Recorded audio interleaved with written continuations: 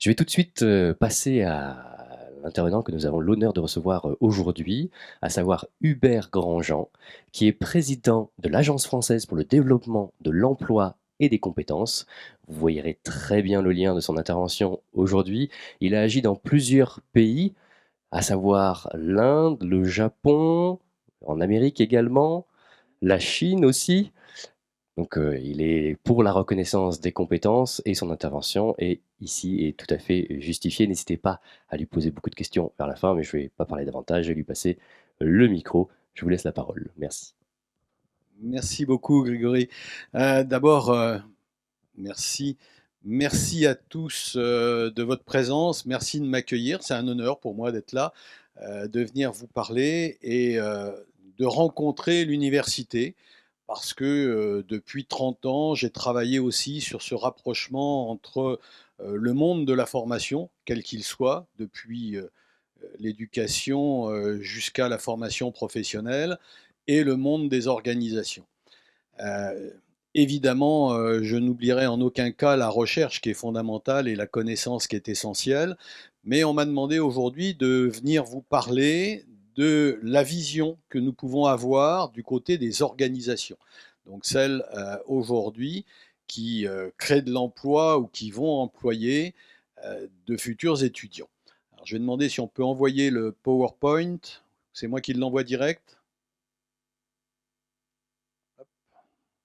Voilà, si on peut envoyer la.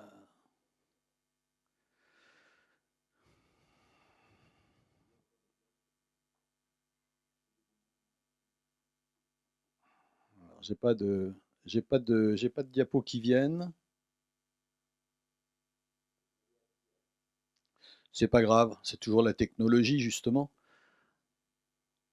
Voilà, alors on l'a derrière. Voilà. Bien. Alors, parler de l'approche par compétence, c'est un gros mot. C'est un mot, ça fait à peu près 25 ans qu'on essaye enfin 25 ans, non, 30 ans même qu'on essaye de le définir.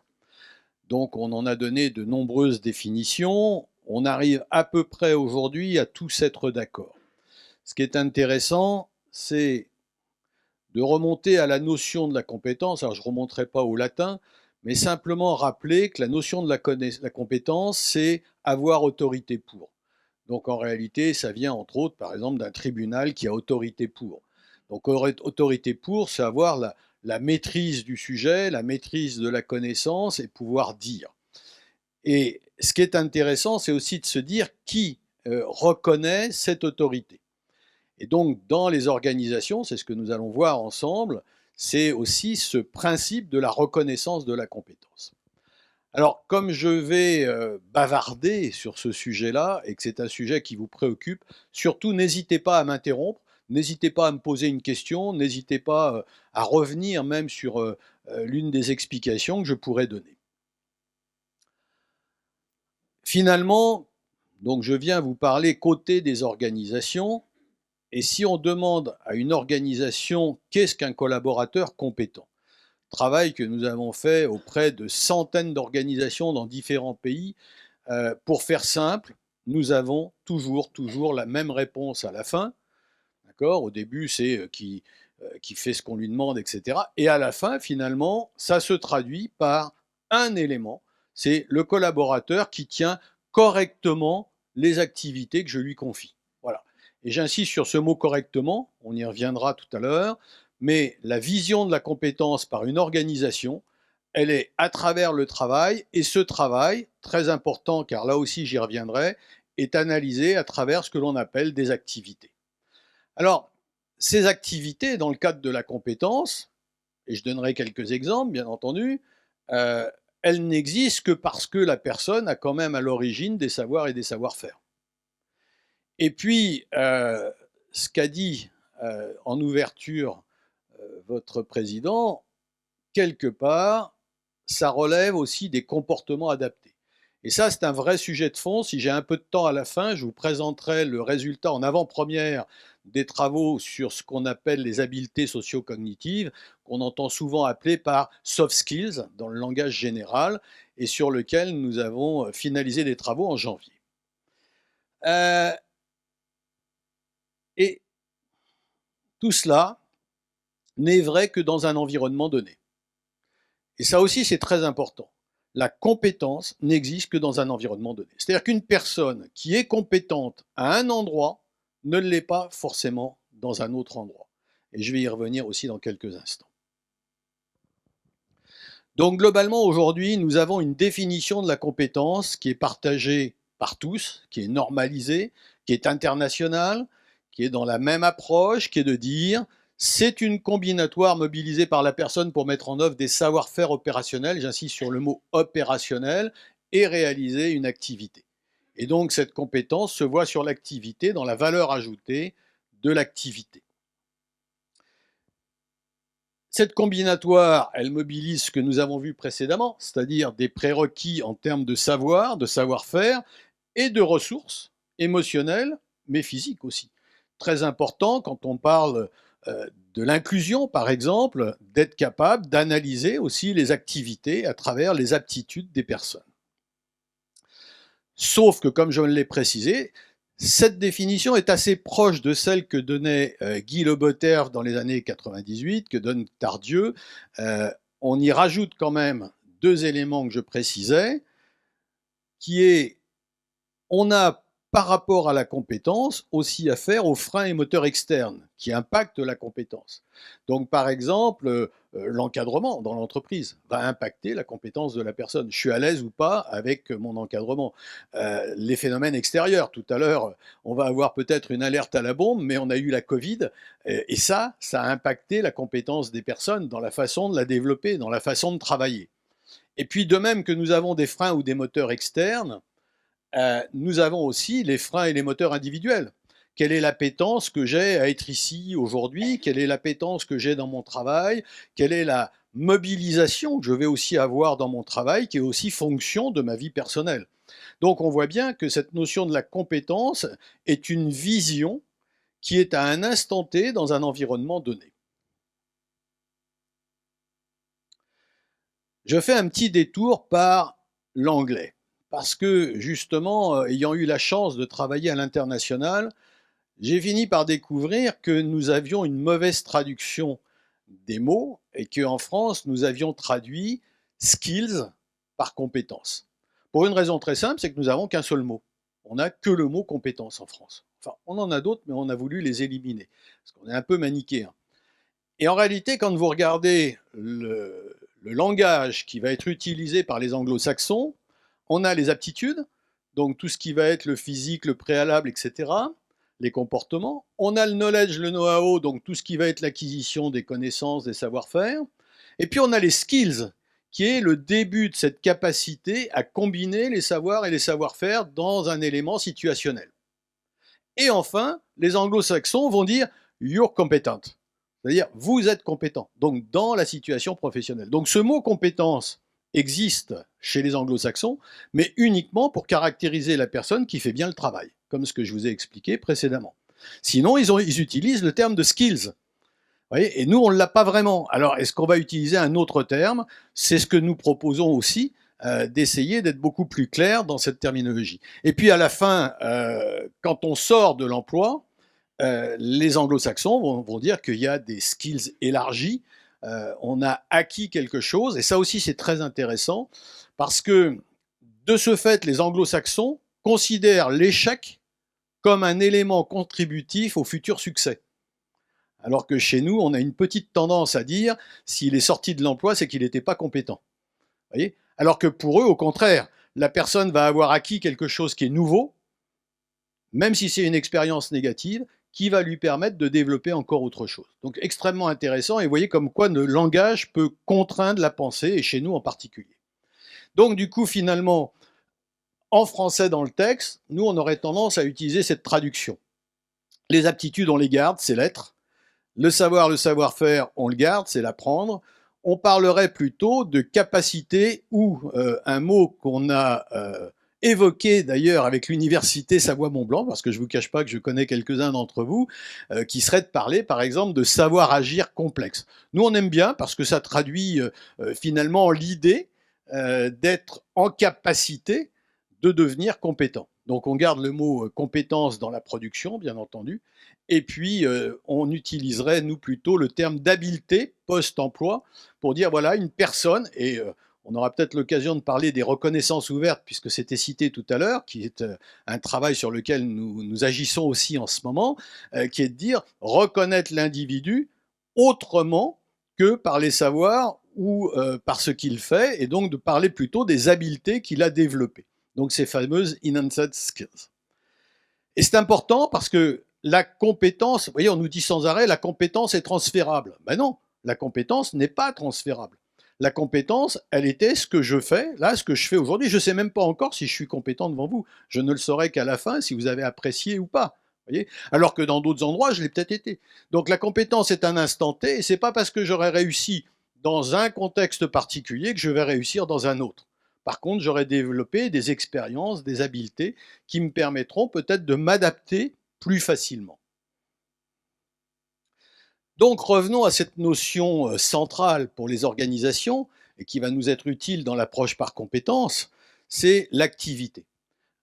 C'est pas tout à fait nouveau puisque vous êtes familiarisé avec les référentiels et vous savez que de plus en plus ou moins bien fait, on travaille sur des référentiels d'activité. Si on le regarde dans le monde de l'organisation, l'activité, c'est le plus petit lot de tâches ayant un sens fini, c'est-à-dire en gros, c'est 4-5 tâches que j'ai à réaliser dans le cadre d'une activité. Prenons un exemple très simple, je dois faire la facturation, c'est une activité. Dans la facturation, tâche 1, vérifier par exemple le bon de livraison, les informations du client. Tâche 2, préparer la facture. Tâche 3, envoyer la facture. Voilà. Donc, c'est pas comment faire, c'est ce que l'on fait. Et donc, une activité, c'est 3 à 5 tâches avec une donnée d'entrée, par exemple le bon de livraison, et puis une donnée de sortie qui va être la facture. Voilà. Et donc, toutes les organisations aujourd'hui, de plus en plus, analysent le travail à travers cette stratégie d'activité. Donc, comme je le disais, l'activité, elle peut être décrite en termes de tâches. Que faut-il faire? Et non pas comment faut-il le faire, mais que faut-il faire? En termes de moyens techniques, qu'est-ce que je vais utiliser pour le faire? Et on voit là aussi que les moyens vont influer sur la compétence. En termes d'exigences et de contraintes, qu'est-ce qu'il faut que je respecte en termes de sécurité, en termes de procédure? Et là aussi, on voit que ce sera un élément contraignant de la compétence. En termes de modalités de production, seul, avec d'autres, en communauté, et dans un environnement de travail qui est particulier, l'usine par exemple, à l'extérieur, etc. Et ça, l'analyse de l'activité, c'est la base des savoirs, des savoir-faire, des comportements, aptitudes qui vont être nécessaires pour pouvoir donner le résultat attendu. Donc finalement, tout à l'heure, je vous disais, compétent, avoir autorité pour, question, qui reconnaît la compétence? Alors clairement, pour l'organisation, c'est l'organisation qui reconnaît la compétence. Pour l'organisation, clairement, ce n'est pas le titre ou le diplôme qui fait la compétence. On ne se définit pas par rapport à son diplôme. Son diplôme est la clé d'entrée pour pouvoir devenir compétent. Mais la validation de la compétence en tant que telle, elle est faite par l'entreprise. Et elle est faite non pas sur l'activité, mais elle est faite sur le résultat. C'est-à-dire que globalement, quand tout à l'heure je vous disais tenir correctement l'activité, eh bien, l'entreprise va regarder si le résultat fourni par l'activité est au niveau qui est attendu. Et donc, elle dira, là, il tient correctement ses activités. Donc, le modèle d'évaluation de la compétence se fait par rapport aux résultats d'activité. Tout ce que je vous dis, c'est des banalités, finalement, hein, parce que c'est un peu comme M. Jourdain, c'est ce qu'on fait naturellement sans le savoir. Là, je donne juste la formalisation aujourd'hui qui, de plus en plus, permet d'éclairer le travail dans le monde des organisations. Donc, écrire des compétences, ce que vous êtes amené à faire sur les référentiels, c'est quoi? Eh bien, c'est traduire activité et résultat sous cette forme-là. C'est-à-dire, pour délivrer tel résultat, une facture, en tenant compte de les exigences de délai, non pas de délai, je ne vais pas les prendre maintenant, les exigences logicielles par exemple, etc., en partant, en utilisant ou à partir de bons de commande, etc. Dans le cadre, avec le support de le contrôle, mon manager, par exemple, et puis en respectant une procédure qui est les procédures comptables de l'organisation. Voilà. Donc là, j'écris finalement la compétence qui est ce que je peux observer à la sortie de l'activité de facturation. Du coup, pour un manager, ce sont les indicateurs finalement d'observation qu'il va avoir sur la compétence. Alors, deuxième sujet intéressant, j'ai souvent entendu ah mais celui-là est plus compétent. Il est compétent ou très compétent? Question. Entre autres, je l'avais entendu dans une entreprise qui me disait je suis embêté, j'avais une assistante qui était tout à fait compétente. Et puis, bon, bah, là, elle est en congé. J'ai pris une intérimaire et elle est plus compétente. Attends, qu'est-ce que ça veut dire, ça? Alors, qu'est-ce que ça veut dire? Ça veut dire que la notion de la compétence pour une organisation, c'est la donnée de sortie au niveau acceptable. Ça veut dire quoi? Ça veut dire, par exemple, que, restons sur cette activité simple de la facturation, la donnée de sortie acceptable dans mon organisation, c'est une facture sans erreur en 48 heures. D'accord? Actuellement, la personne qui fait ça me donne satisfaction, c'est mon niveau d'exigence. Et puis je prends une personne en intérim, et la personne est capable de me le sortir en 24 heures. Elle n'est pas plus compétente, d'accord? Elle est juste plus performante. Et donc c'est deux notions extrêmement différentes entre la compétence et la performance. Donc la compétence est aussi quand même une vision de l'esprit de l'organisme, puisque le niveau de compétence de la sortie de l'activité n'est pas forcément le même d'une entreprise à l'autre. D'accord ? Donc déjà, l'entreprise fixe un niveau de compétence attendu, et ensuite, dans cette activité par rapport à ce niveau de compétence, les personnes, par le développement de l'expérience, vont développer des performances. Donc deux niveaux très différents, la compétence, la performance. La compétence étant le seuil à minima auquel j'attends l'activité. Pour nous, c'est très très important parce que quand on va se poser la question de l'approche par compétence, ça veut dire qu'on va permettre à des jeunes d'arriver dans des organisations et pratiquement de leur garantir qu'ils vont être au seuil attendu d'une organisation, quelle que soit l'organisation. C'est-à-dire de pouvoir travailler sur ces seuils au moins à minima. Mais ce n'est pas tout à fait tout, car vos référentiels sont faits aussi avec des niveaux.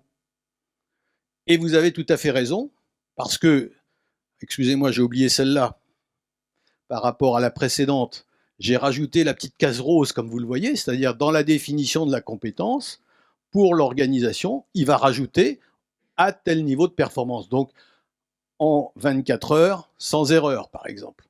Et je peux faire varier ce niveau de performance en fonction de la personne. Par exemple, si je prends une jeune apprentie, je vais peut-être mettre une performance qui va être en 48 heures. Et puis au bout de 2 ans, je vais demander aux personnes d'être en 24 heures. Donc ce qui est intéressant dans la compétence et dans le management par les compétences, c'est aussi de faire varier ce niveau de performance. Et donc je disais, là on a parlé de la performance, on a parlé du niveau, et je disais, vous parlez vous aussi de niveau de compétence, et vous en parlez à juste titre. Car on peut avoir, sur une même activité, différents niveaux de compétences. Je donne un exemple. Je prends un jeune qui est en BTS Compta. Il est en apprentissage chez moi. Je vais lui confier une activité qui est l'analyse de bilan. Mais c'est un jeune, il est en deuxième année de BTS. Je vais lui confier des bilans de PME, de TPE, et je vais lui demander de me faire une petite analyse assez simple du bilan avec les principaux ratios. Maintenant, sur la même activité qui s'appelle l'analyse de bilan, je prends un jeune qui est en DESCG. Eh bien, du coup, le niveau n'est pas le même. Bah oui, pourtant, on est sur la même activité, d'accord? Mais le niveau des compétences qui vont être mobilisées pour cette activité n'est pas le même. Donc, on doit être capable de définir, justement, par rapport à une activité, à quel niveau de compétence j'ai besoin de la personne. Et dans le recrutement, croyez-moi, c'est extrêmement important parce qu'on peut surévaluer ou sous-évaluer le niveau de compétence nécessaire aux activités.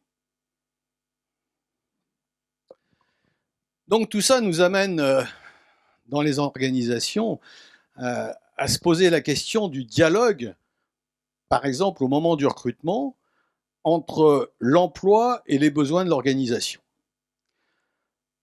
On travaille beaucoup par fiche métier. On est habitué à la notion de métier. Or, très sincèrement, il y a de moins en moins de place pour la notion de métier dans les organisations. D'accord ? On peut avoir parfois un métier de base, mais très souvent, en fait, on ne fait pas ni totalement son métier de base, et on fait même parfois beaucoup plus que son métier de base. Et c'est aussi à ça que sert la formation continue, pour faire évoluer ce que nous faisons dans une organisation. Du coup, pour une entreprise, elle essaye de comparer les fameuses fiches de fonction. Alors, j'aime bien dire à cette occasion, par notre expérience, que les fiches de fonction dans les organisations, 100% de ces fiches-là, dans 100% des organisations et dans 100% des pays du monde, sont fausses. Voilà. Pourquoi ? Parce qu'en fait, on essaye de définir une fiche de fonction par rapport soit justement au métier qu'on va essayer d'embaucher, et donc on essaye de la faire correspondre, et elle est fausse parce que la personne ne fera pas cela dans mon entreprise, soit on essaye de la coller à ce que l'on fait dans mon entreprise, et elle devient très vite fausse parce que les personnes ne tiennent pas la même fonction tout au long de leur vie dans l'entreprise, même au bout d'1 an, au bout de 2 ans. Donc les entreprises font bouger ce modèle-là en ce moment. On passe du métier à une nouvelle notion qui s'appelle le rôle. Le rôle, c'est une dimension, c'est une granularité beaucoup plus faible que le métier. Et on va revenir justement sur cette stratégie d'activité que nous avons vue précédemment. L'entreprise va analyser le travail dans le flux des activités. Prenons ici cet exemple. On est dans une entreprise, dans une organisation, une agence immobilière. Et dans cette agence immobilière, elle identifie la prise en compte de la demande, c'est-à-dire la personne qui veut vendre un bien. Elle identifie le fait qu'il faut faire un état des lieux, qu'il va falloir établir un contrat, qu'il va falloir mettre en vente et qu'on va s'appuyer sur une publication sur un site web. Si on regarde les 3 activités qui sont en gris, que j'ai passé maintenant en jaune, ces 3 activités, on va dire qu'elles ont une même typologie de compétences clés. C'est-à-dire que je peux la confier à une même personne dans un instant T et identifier une compétence clé pour ce qu'on va appeler un rôle, qu'on va nommer par exemple prospection des biens. Et pourquoi c'est important ? Parce que là encore, si j'embauche un jeune qui est en formation commerciale agent immobilier, au démarrage, qu'est-ce que je lui fais faire ? Et là, on est en plein dans la notion de l'approche par compétences. Qu'est-ce que je lui fais faire ? Si à l'école, il a appris des matières en vrac, il n'arrive pas à mobiliser ces matières-là parce qu'il a un bout ici, il a un bout là, il faut attendre parfois 1 an ou 2 ans. Dans l'approche par compétences, je vais dire, tiens, un jeune, il doit être en mesure de tenir ces 3 activités, ces 3 premières activités, c'est-à-dire ce premier rôle qui est de rentrer des biens, de faire de l'évaluation et de publier l'annonce. Et donc petit à petit, je vais pouvoir lui confier un ou plusieurs rôles au fur et à mesure. Là ici, le rôle, je le mets dans le périmètre. Pourquoi ?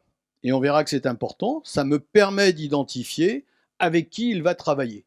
Et donc comment il va travailler. Donc si je le lis ici, il prend en compte la demande, il fait la réalisation de l'état des lieux, il va s'appuyer sur l'administration pour faire le contrat client. Le contrat client va lui permettre ensuite de faire la mise en vente et ensuite, il va pouvoir demander au designer web, au webmaster, de publier l'annonce.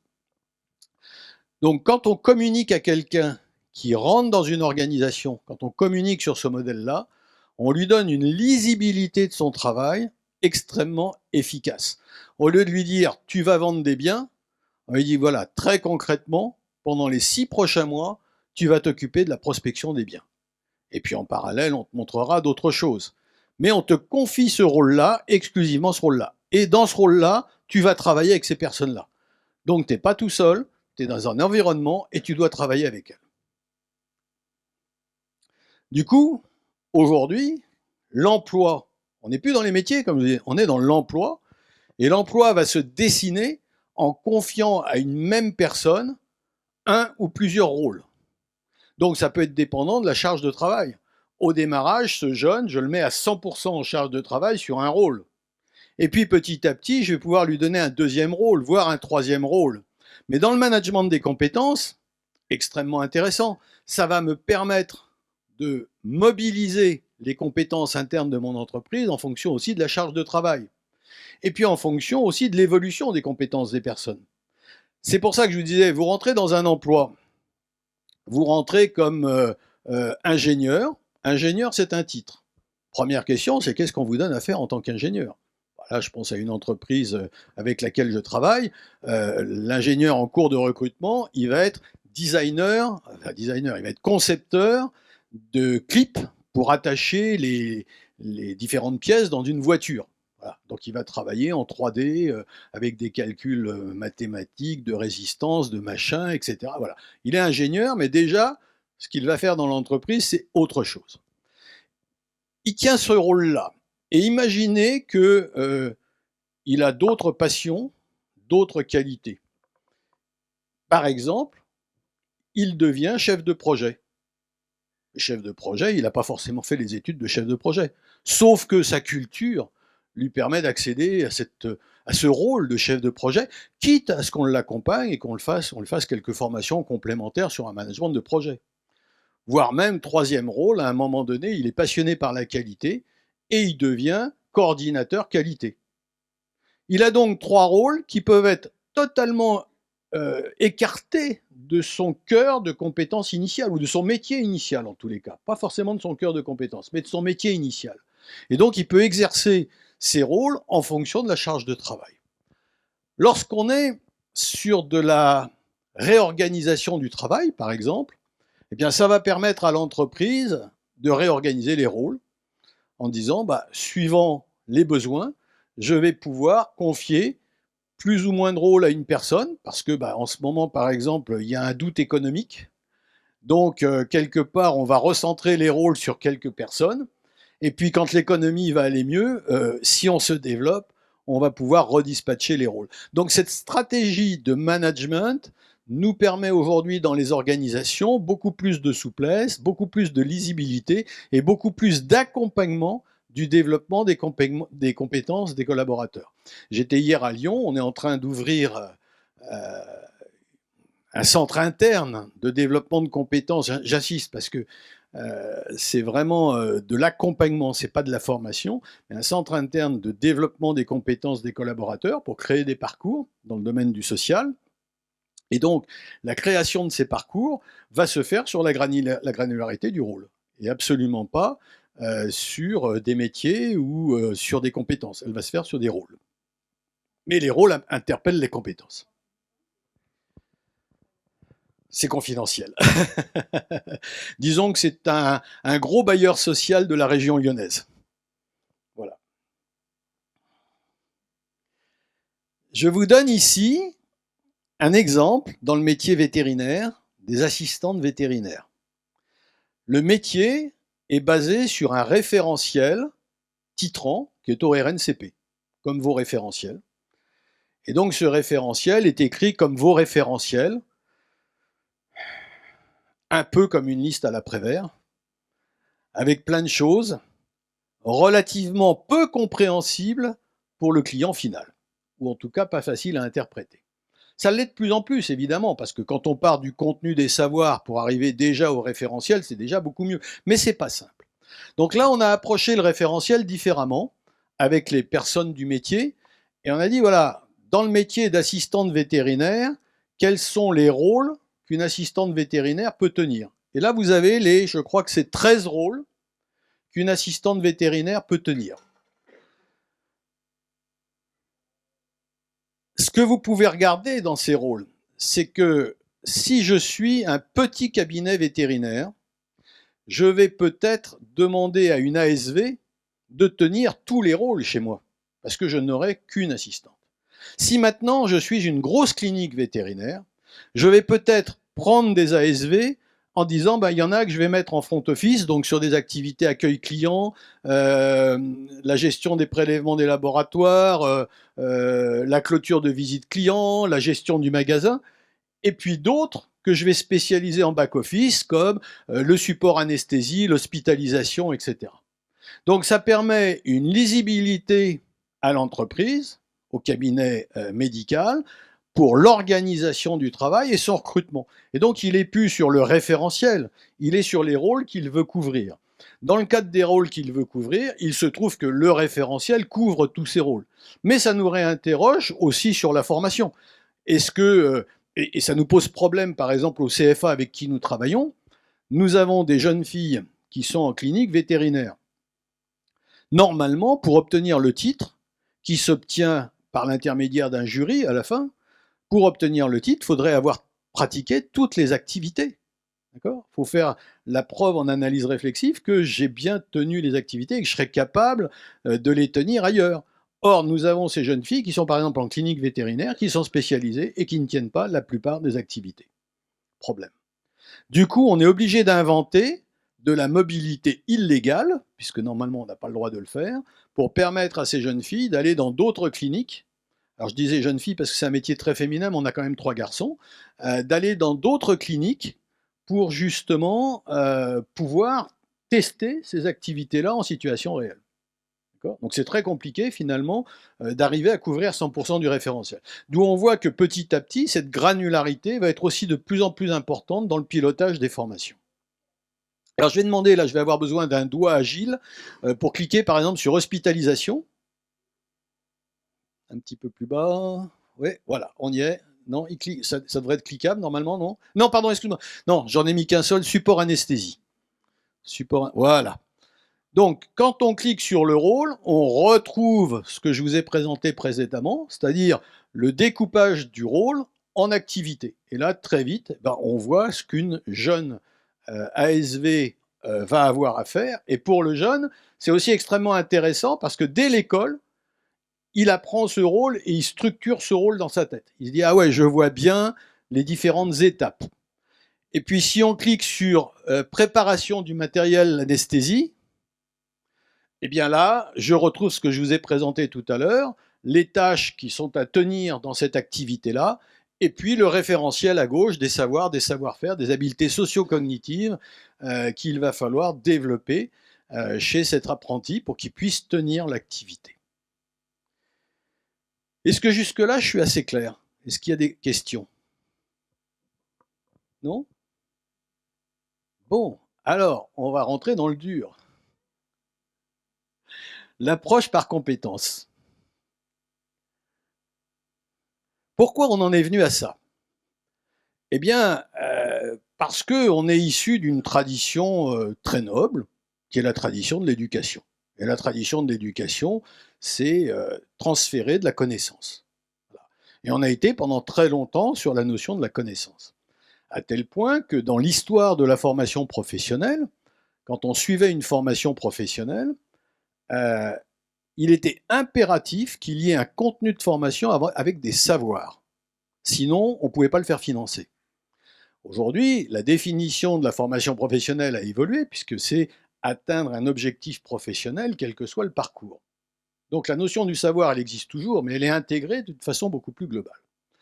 Et en fait, tout ça, ça démarre avec, d'abord avec le ministère du Travail, qui dit, mais quand on forme des gens, il faut que ce soit applicable en situation professionnelle. Ça ne peut pas être un assemblage de connaissances. Et à l'époque, l'assemblage de connaissances est une évaluation sommative sur les connaissances. Donc, on dit qu'il faut faire évoluer le modèle. Faire évoluer le modèle, pour rester sur l'exemple que l'on a vu, c'est de dire, on va donc partir du référentiel d'activité, non plus des connaissances, parce qu'avant, j'inventais finalement dans ma matière les connaissances qui me semblaient essentielles, quitte d'ailleurs à en donner trop, donc de fournir trop de contenu. Donc on va revenir en arrière, on va partir des activités, on va mettre aux activités ce qui est attendu, donc les résultats, les niveaux de performance pour pouvoir s'adapter à ces niveaux qui peuvent être attendus. On va analyser les tâches et à partir de là, on va définir les référentiels de savoir, de savoir-faire, d'habileté socio-cognitive qui sont appliqués à cette activité-là, à ces activités qu'on aura analysées. Donc, globalement, la traduction, c'est quoi? C'est de dire que cette fois, on continue notre métier, évidemment. Ne me faites surtout pas dire ce que je ne dirais pas, ce serait que les savoirs ne seraient pas utiles, les savoirs sont fondamentaux. Et trop souvent, on est un peu manichéen en voulant passer de l'un à l'autre et en voulant tout mettre d'un seul côté. Non, on a besoin des savoirs, et surtout aujourd'hui avec le monde de l'IA, c'est une discussion qu'on avait tout à l'heure, on s'aperçoit que si on ne détient pas les savoirs essentiels, on va se faire blouser royalement par l'intelligence artificielle. Donc il y a des savoirs, mais sauf que cette fois, l'idée est de travailler sur une combinatoire, comme on l'a vu dans la définition de la compétence, sur une combinatoire des savoirs à travers des situations professionnelles. Donc d'être en application directe sur des situations professionnelles. Donc en gros, c'est de centrer les enseignants et les enseignements sur des notions de situation professionnelle, celles que je vous ai présentées précédemment. Et du coup, on change le modèle d'évaluation. On est sur une évaluation non plus de connaissances, on intègre la connaissance, mais on est sur une évaluation réflexive, situationnelle. C'est le principe des jurys, c'est-à-dire qu'on va demander à la personne de nous expliquer son expérience et comment elle peut assurer la transférabilité de son expérience dans différentes situations. Donc on est vraiment sur du savoir appliqué, et du coup l'application se fait beaucoup plus facilement en situation professionnelle pour deux raisons. D'abord parce qu'on a donné du sens au savoir. Tout de suite, les personnes, tout de suite les apprenants trouvent le sens à ce qu'ils apprennent, puisqu'ils voient tout de suite l'application. Et puis deuxièmement, parce que cette application est en proximité, évidemment, des rôles ou des métiers qui sont visés. Alors tout ça, c'était facile, parce que là, je suis sur des métiers. Je suis sur des métiers parfaitement identifiés. D'accord. Et on part évidemment de cette base-là par d'abord le ministère du Travail, comme je vous l'ai dit, ministère de la Santé, etc. Petit à petit, on est venu à ça. Maintenant, rentrons dans un monde qui est le vôtre, qui est le monde du titre universitaire, et donc la complexité à laquelle vous vous heurtez sur un titre. Parce que finalement, quelles sont les activités qui vont être visées par votre titre? Quel est le référentiel d'activité sur lequel vous pouvez travailler? Et aujourd'hui, le principe de l'université reste quand même de fabriquer des jeunes avec une tête bien faite. Donc, qui soient, comme ça a été dit à l'ouverture, capables de s'adapter à de multiples situations. Du coup, pour vous, c'est un peu plus difficile parce que il faut que vous imaginiez tout un tas de types d'activités possibles pour arriver à définir ces fameux savoirs agir complexes dont je parlais tout à l'heure, hein, c'est-à-dire qu'est-ce qu'on attend d'une personne, qu'est-ce qu'elle pourrait faire. Alors, comme j'ai lu vos référentiels et je vais vous le prouver, ça peut être de soutenir, par exemple, une thèse sur les algorithmes que je peux utiliser dans le domaine du marketing, par exemple. Voilà, c'est un savoir-faire complexe que je vais demander à un jeune en licence de mathématiques d'être en mesure de faire à la fin. Et donc, à partir de ces savoirs agir complexes, c'est la possibilité d'identifier des situations professionnalisantes à travers une variété de cas. Donc, j'ai reçu d'ailleurs une enquête là récemment, vous l'avez sans doute reçue, il y a une grande enquête en ce moment sur les cas. Je ne sais plus qui pilote ça, mais j'ai vu qu'il y avait cette enquête qui était parue, parce qu'on a besoin justement de multiplier des cas dans les domaines sur lesquels nous pouvons enseigner. Et à partir de là, eh bien, l'approche par compétence, c'est de travailler sur les différents savoirs dans le domaine de la licence, par exemple, et de voir comment on applique ces différents savoirs sur des cas extrêmement concrets. Et la plupart du temps, eh bien, l'idée, c'est que ces cas soient une combinatoire des différents savoirs que vous enseignez.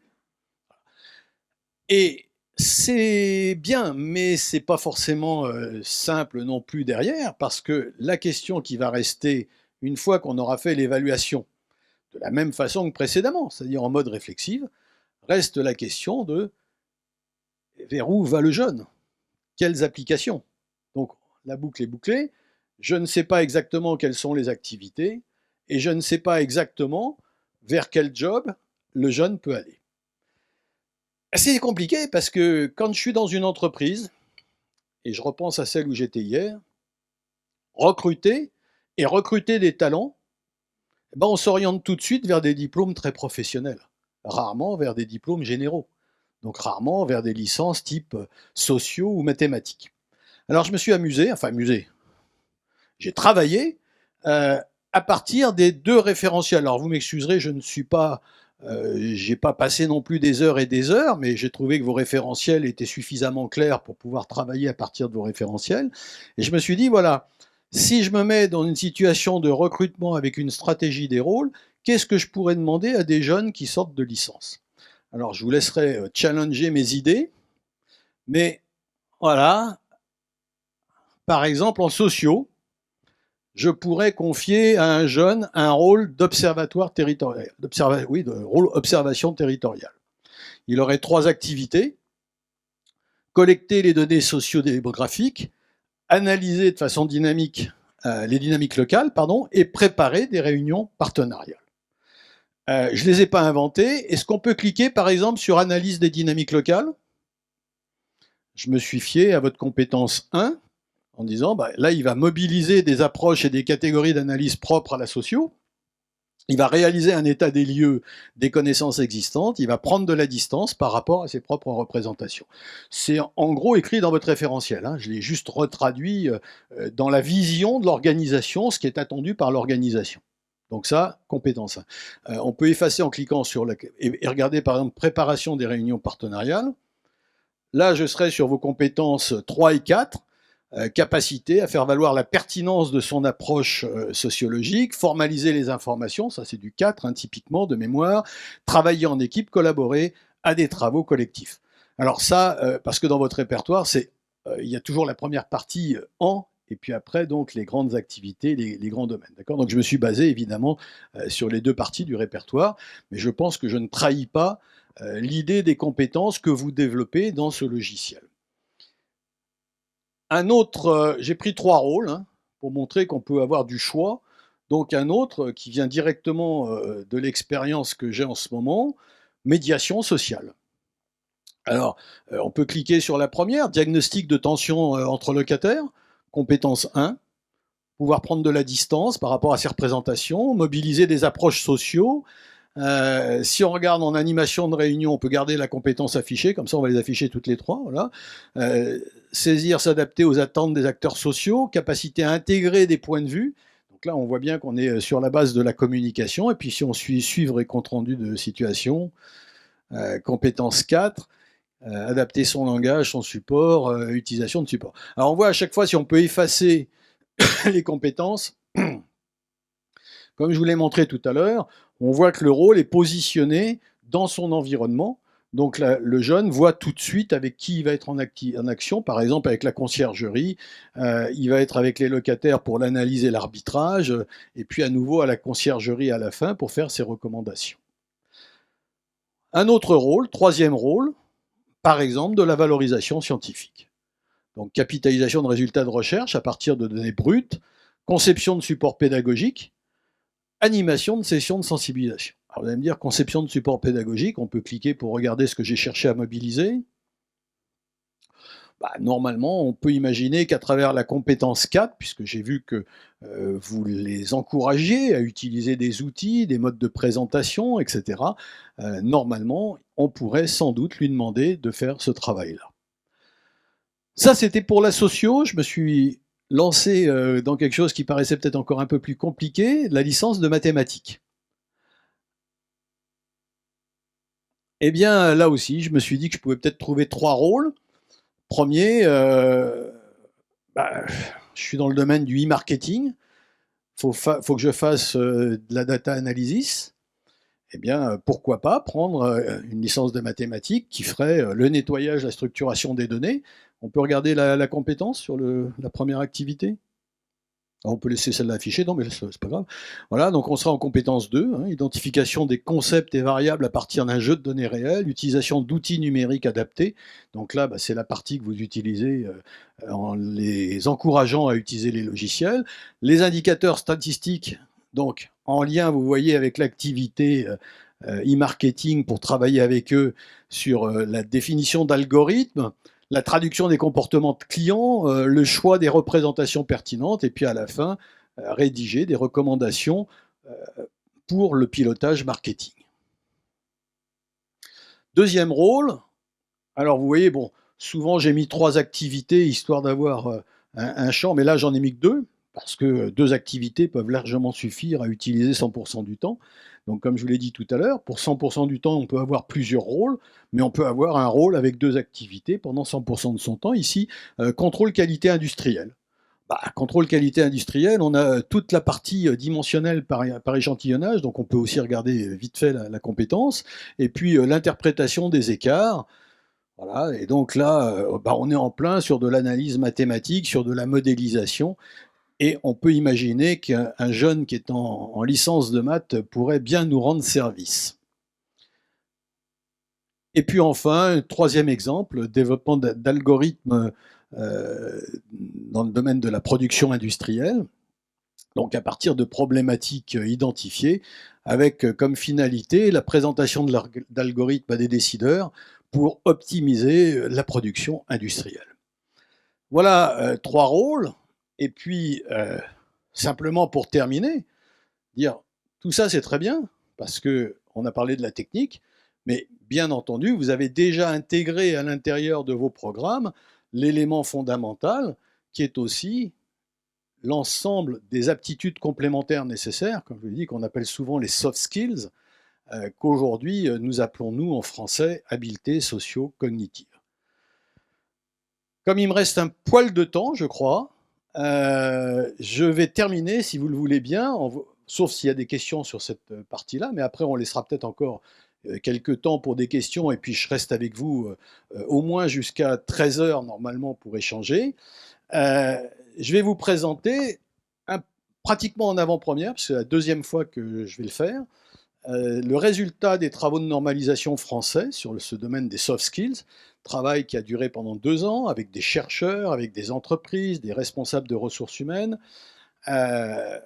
pour essayer justement de donner des lignes directrices pour aider à développer, à manager ces fameuses soft skills. La norme, c'est la X50-766, pour ceux que ça peut intéresser. Elle est parue de mémoire le 20 janvier, quelque chose comme ça. Alors pourquoi avoir travaillé sur une norme? Parce qu'aujourd'hui, quand on nous parle de soft skills, on a une véritable liste à la Prévert. Et très franchement, créativité, moi je ne sais pas ce que ça veut dire. Tout comme leadership, je ne sais pas. Ou encore esprit critique, ou dynamique, ou écoute active. Et pourtant, Dieu sait qu'on reçoit des incantations en permanence, et de la part des chefs d'entreprise, pour nous dire fournissez-nous des jeunes qui sont dynamiques, qui ont du leadership, qui ont de la créativité, etc. Compliqué. Comment on fait? Donc le travail que nous avons cherché à réaliser, c'était à formaliser la notion qui était derrière ces termes-là, en disant concrètement comment on peut les traduire pour pouvoir les développer. Et on le verra tout à l'heure, c'est l'exemple que j'utiliserai à la fin, quand on dit leadership, par exemple. Excusez-moi, mais il y a quelques personnes dans la salle qui aiment faire de la voile? Ouais, voilà. Bon, est-ce qu'on est d'accord que le leadership sur un voilier est certainement pas le même que le leadership dans une communauté de travail où on doit travailler par consensus, hein? Sur un voilier, quand on est skipper, le leadership, c'est pas pareil. On va le voir. Et donc, c'est pour ça que quand on dit développer du leadership, ce n'est pas du tout les mêmes approches. Donc, nous avons retenu une définition française qui est savoir-faire relationnel et méthodologique qui combine des ressources émotionnelles et intellectuelles. Pourquoi on met ça comme ça? Pour dire on ne remonte pas à l'inné, parce que l'inné est l'inné et que, évidemment, qu'on est ce que l'on est. On peut développer un certain nombre d'éléments, mais il y a des gens qui auront plus de facilité à développer des aptitudes à la communication que d'autres. Mais par contre, il y en a d'autres, et je n'en fais pas partie, qui auront de larges aptitudes à développer de la rigueur. Et donc, nous avons appelé ça, traduction de soft skills, habileté socio-cognitive, pour bien intégrer les deux dimensions, celle de la relation et celle de l'apprentissage.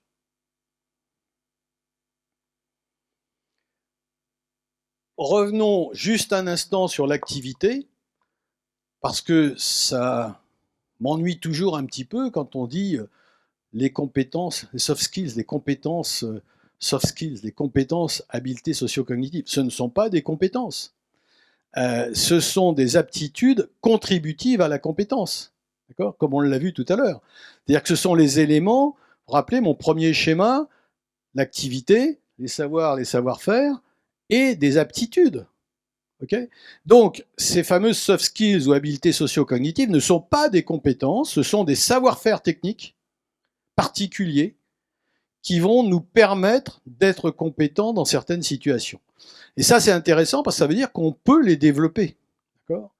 Mais on peut les développer comme je prenais l'exemple. Moi, je dois vous avouer que j'ai un peu de mal en mathématiques. Bon, mon cerveau n'est pas tout à fait pour ça. Bon, bah là c'est pareil. Il y aura des gens qui seront plus faits pour développer certaines aptitudes que d'autres. Et donc le résultat observable restera le même. C'est-à-dire qu'on peut entraîner sur ces aptitudes-là et aider une personne à les développer. Du coup, la norme est structurée. Alors j'ai gardé en haut les savoirs et les savoir-faire, parce que ça on n'y touche pas. On reste sur l'aspect de la situation et on structure la norme autour de la notion de situation avec 5 grands chapitres. Le premier, c'est tout ce qui touche à la relation à soi. Donc, comment l'individu prend du recul, gère ses émotions, s'implique dans un travail. Le deuxième, c'est la relation à l'autre. Donc, comment il s'adapte, comment il travaille en collectif, comment il communique. La relation au savoir, l'analyse, la synthèse, la formulation. La relation à l'action, tout ce qui touche à l'organisation, la planification, l'évaluation des contraintes, la cohérence, et puis enfin, the last but not the least, comme on dit, la relation à la complexité, donc réflexion systémique, innovation, gestion de la prospective.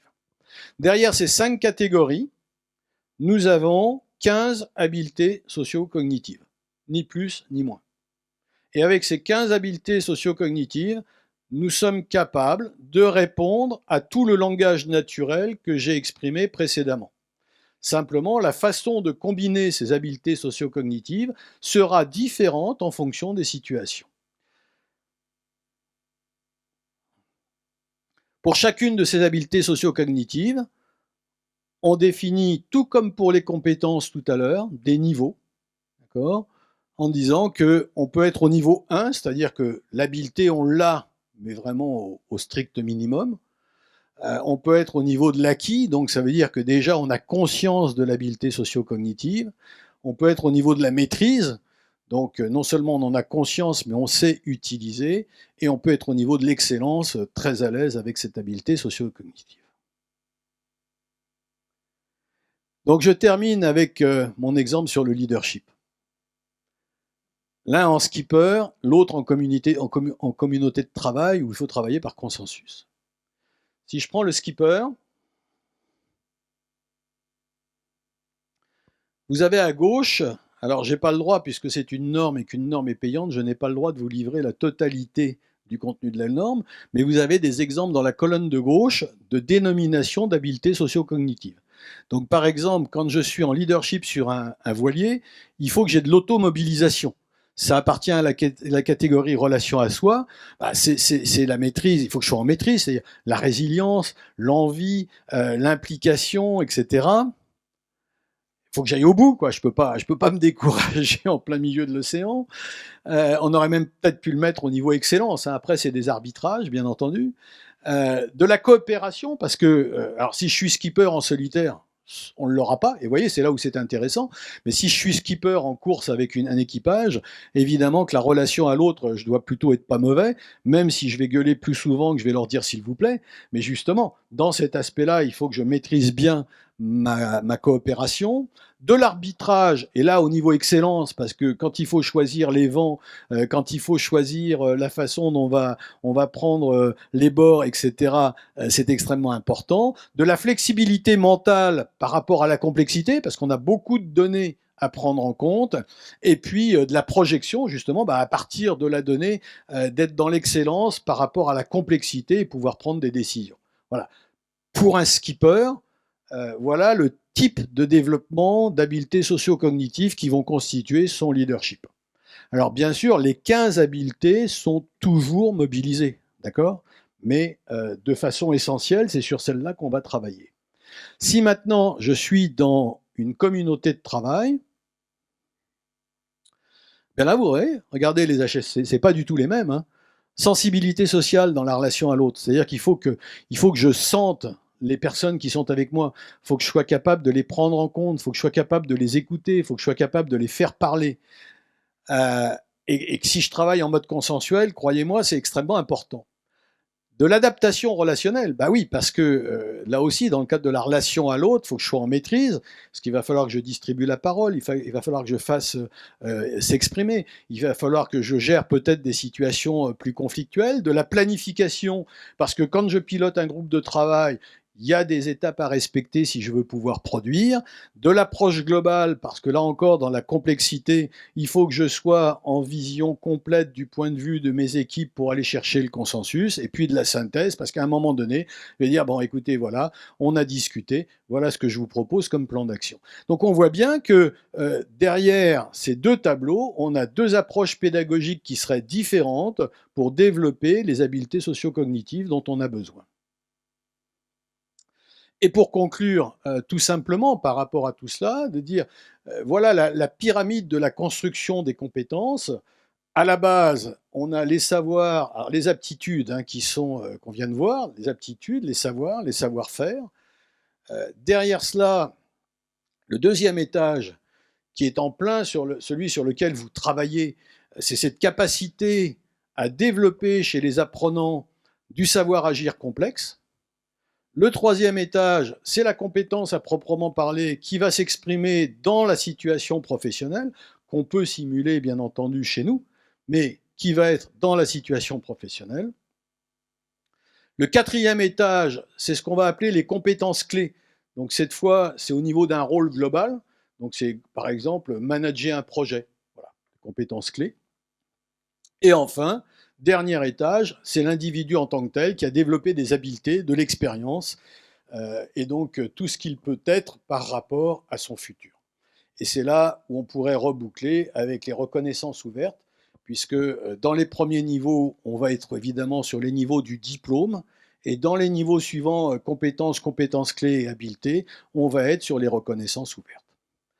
Voilà, et bien voilà le petit tour que je vous proposais de faire dans le monde des organisations, et je vous remercie de votre écoute, et je suis à votre disposition maintenant pour répondre à vos questions.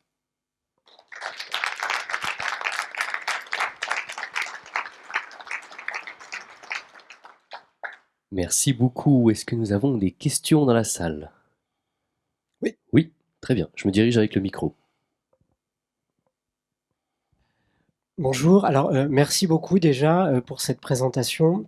Alors moi je ne suis pas enseignant, je suis directeur général des services de l'université, je suis ancien DRH, donc je suis plutôt venu là pour écouter le sujet au regard de ce qui transforme actuellement l'université, et puis qu'en tant que manager, les sujets que vous évoquez me parlent énormément.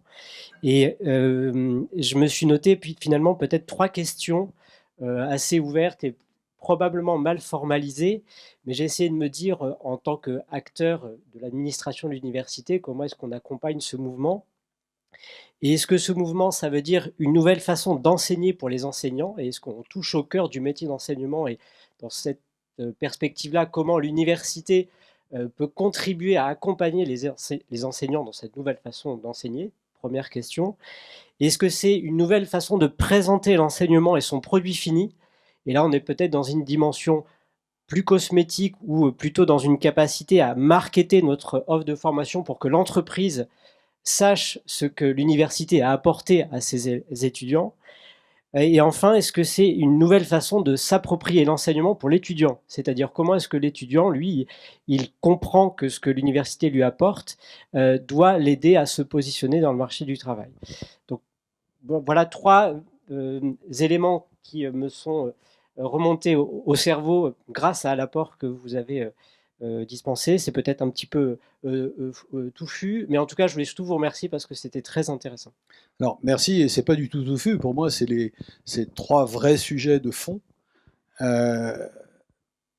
Indiscutablement, oui, ça fait 40 ans qu'on se dit qu'il va falloir arriver à rapprocher le monde de l'enseignement du monde des organisations. Donc donner, marketer, j'aime bien aussi le terme de marketer parce que c'est un peu ça aussi, il faut séduire. Ce que je vous ai présenté, si moi je vais voir une entreprise en lui disant mais pourquoi vous embauchez pas une licence de maths, le mec il va me regarder, il va dire attends, non, moi je veux quelqu'un d'opérationnel, je veux quelqu'un qui soit au top, etc. Donc oui, il y a une forme de marketing, tout en ignorant pas qu'on forme aussi des chercheurs. Hein. Je voudrais pas qu'on jette l'eau du bain avec le bébé. Quoi. On est vraiment sur les 2 dimensions. Donc oui, vous avez sans aucun doute raison.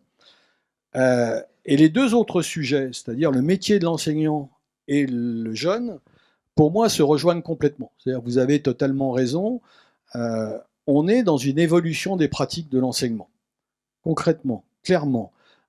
On est dans la nécessité aujourd'hui de séduire parce que notre environnement change et que nos jeunes changent. Et que c'est compliqué parce que nos habitudes et nos pratiques, elles sont ancrées, j'aurais tendance à dire, sur des millénaires. L'enseignement est ancré sur des millénaires. Et là, on nous demande de modifier nos pratiques de façon assez profonde. Et je ne vous cache pas que ça s'appelle l'innovation, c'est compliqué, c'est lourd à manager et ça nécessite beaucoup d'accompagnement. Donc vous avez tout à fait raison. On ne va pas demander à des enseignants, déjà leur demander de passer en approche par compétence, je trouve que c'est déjà un travail extrêmement complexe que vous faites très très bien. Mais ensuite demander de faire évoluer les pratiques d'enseignement, je vais poser la première question. On dit, concrètement, ça veut dire quoi?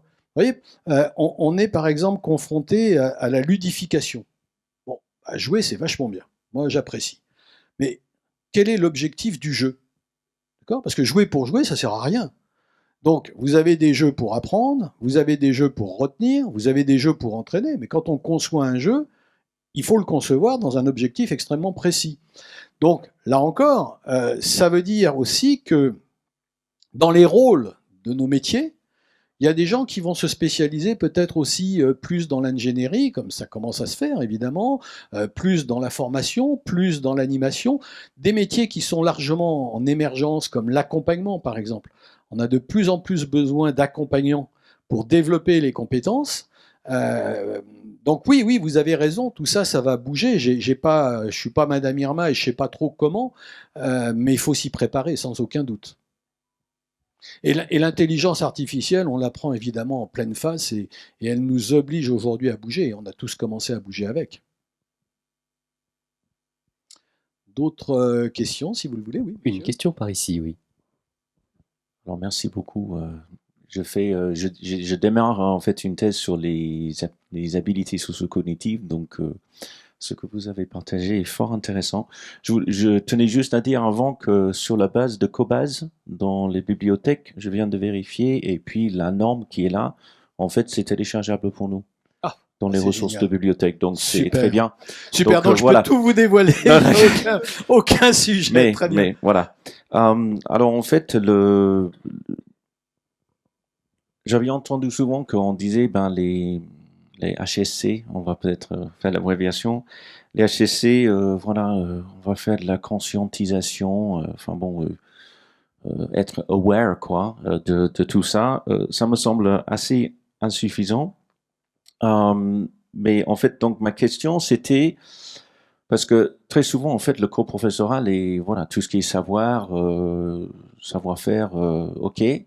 Par contre, intégrer des aptitudes ou des HSC dans l'enseignement d'une manière délibérée, je trouve que c'est pas forcément simple parce que il y a beaucoup parmi nous, enfin moi je m'y intéresse, mais il y a beaucoup parmi nous pour qui ça c'est quand même un peu difficile. Donc c'est-à-dire que quelle est finalement la part, est-ce qu'il y a un enseignement un peu exprès, j'ai envie de dire, de toutes ces choses-là, parce que vous les avez bien placées en bas du pyramide qu'on voit là.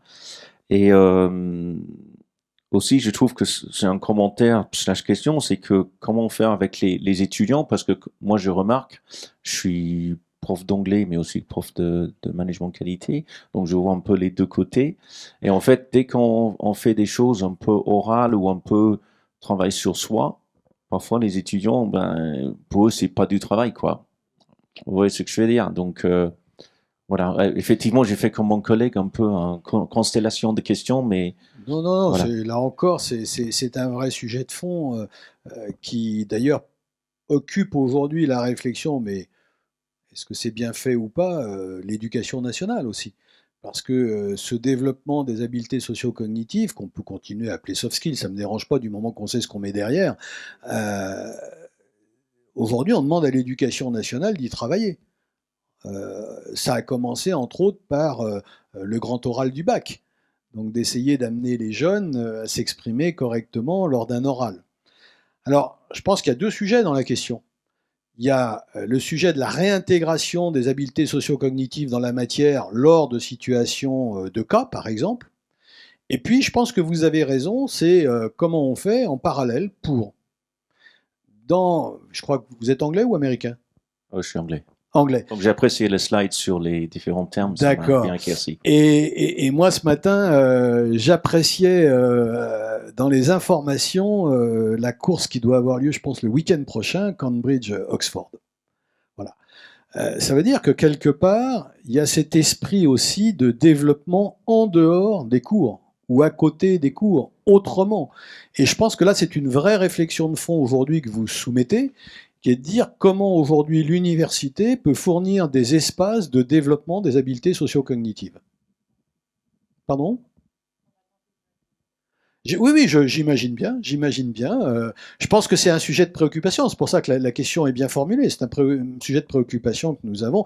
Je pense que savoir sur quel sujet vous allez parler, Ingrid. Donc, oui, oui, bien sûr. Mais c'est vrai qu'en plus, les entreprises aujourd'hui, ce que je disais, c'est que je saurais facilement vendre un jeune avec une licence de maths qui a les bonnes habiletés socio-cognitives qu'un type qui sort de Subdeco et qui n'aura pas développé les comportements adaptés à ma boîte, voire même qui aura une prétention qui ne cadrera pas avec ma PME, par exemple. Vous voyez. Donc oui, c'est un vrai sujet de fond. Parce que finalement, on entend souvent, on dit, ben voilà, par exemple, pour le travail d'équipe, vous l'avez mentionné en filigrane derrière, et puis ben, finalement, c'est de dire, ben, de toute façon, on sait qu'ils ont acquis, par exemple, un certain niveau d'aptitude si l'équipe a produit un résultat. Mais ça, c'est un peu comme si on disait, alors désolé pour les matheux dans la salle, mais c'est un peu comme si je disais, ben voilà, on m'a posé un problème, j'ai eu le bon résultat, bon, peut-être c'est du bol, mais finalement, en fait, on s'en fout du process tant que on a le bon résultat. Dans les termes techniques, ça serait pas acceptable, alors que pourquoi dans les aptitudes, ça le serait, quoi. Et c'est pas simple à y répondre, et je pense qu'il va falloir s'arrêter là à cause de la pause quand même, mais je reste avec vous pour répondre à toutes vos questions. Une dernière question, et pendant que vous prenez le micro, juste par rapport à ça, on n'a pas la réponse à tout, mais par exemple, c'est quoi un bon dirigeant? Et dans nos études, on voit que nous avons par exemple des dirigeants très autoritaires qui font d'excellents dirigeants, et des dirigeants très sympas, on se tutoie, on se tape dans le dos, qui font d'excellents dirigeants dans les deux cas, donc avec des comportements sociaux qui sont éloignés. Après, ce qui est intéressant, c'est de savoir pourquoi ils sont respectés. Par exemple, parce qu'ils sont justes. Voilà, on leur reconnaît l'autorité parce qu'ils sont justes, parce qu'ils savent prendre des décisions. Oui, mais c'est pas simple. Hein. Et comme vous dites, le résultat, c'est pas suffisant. Oui, déjà merci, c'est extrêmement clair et ça fait vraiment plaisir, ça fait du bien. Je suis enseignant-chercheur, hein, donc confronté à ça aussi. Est-ce qu'on pourrait passer à la critérisation des deux équipes, vous saviez, le team de voile et le team coopératif? Est-ce qu'on pourrait juste retourner dessus? Oui, Parce que absolument. j'ai une... Voilà, merci beaucoup. Donc, j'ai les critères. Mhm. Donc, je transpose ça à mes étudiants et ça m'oblige à complètement changer le lien à eux. Ça m'oblige à aller sur, bah, est-ce qu'ils ont une sensibilité sociale? Est-ce qu'il y a... Et en fait, est-ce que je suis encore, moi, capable d'évaluer ça? Est-ce que j'ai les formations pour le faire? Est-ce que je suis même autorisé à faire ça. Ça veut dire qu'en fait, je me rends compte, et enfin, c'est très fort, vous êtes obligé de les évaluer tout le temps. Ça veut dire que vous avez un regard sur eux, même quand vous essayez de transmettre quelque chose, et vous vous retrouvez à évaluer des choses qui, au fond, vous échappent. Et moi, je sais que c'est très très difficile parce que je suis pas psy pour évaluer ça. Enfin, c'est très très difficile de trouver ces catégories que, enfin, nous on les a codéfinies. On retrouve celle-là, mais est-ce que je peux moi noter la relation à l'autre qu'ont mes étudiants? Est-ce que je me trompe pas en le faisant? Donc, ça, enfin, moi, franchement, enfin, ça me met parfois vraiment en difficulté parce que je suis obligé de les considérer complètement différemment.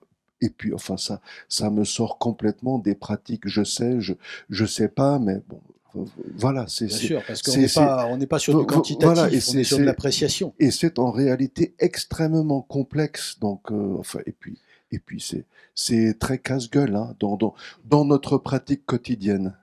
Alors, moi, je vais totalement dans votre sens. Déjà, pour dire que, la norme n'est qu'une base de réflexion pour standardiser justement et pousser la réflexion. Et donc, il y a largement la place pour faire une thèse sur le sujet et y réfléchir.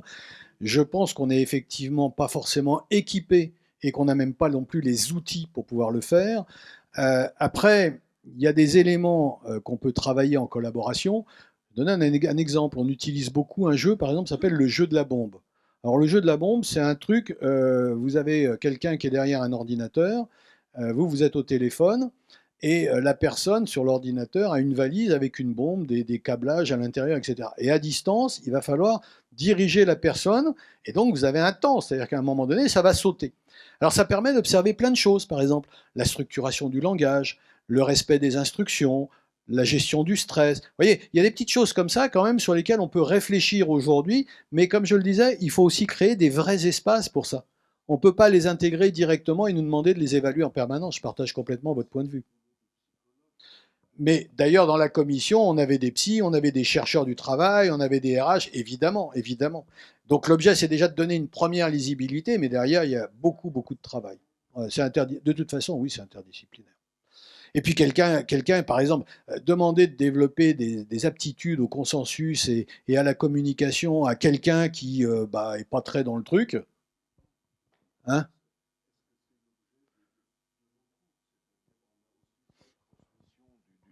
Du savoir basique et il y a ces critères-là qui sont hyper importants, périphériques, mais est-ce qu'on est censé transmettre ça? Donc il nous faudrait en fait beaucoup plus d'argent et des psys, des évaluateurs complémentaires qui observent nos Je crois que étudiants. votre directeur des services administratifs nous a quittés, donc il n'a pas entendu la demande. Bon, je crois qu'il est temps peut-être de faire la pause, mais Tout à fait. je reste à votre disposition, bien entendu, le plus longtemps possible. Je crois que j'ai un TGV vers 13h30, donc je reste avec vous le temps qu'il faut. Merci beaucoup Hubert, merci. Si vous avez encore d'autres questions, n'hésitez pas à aller lui poser.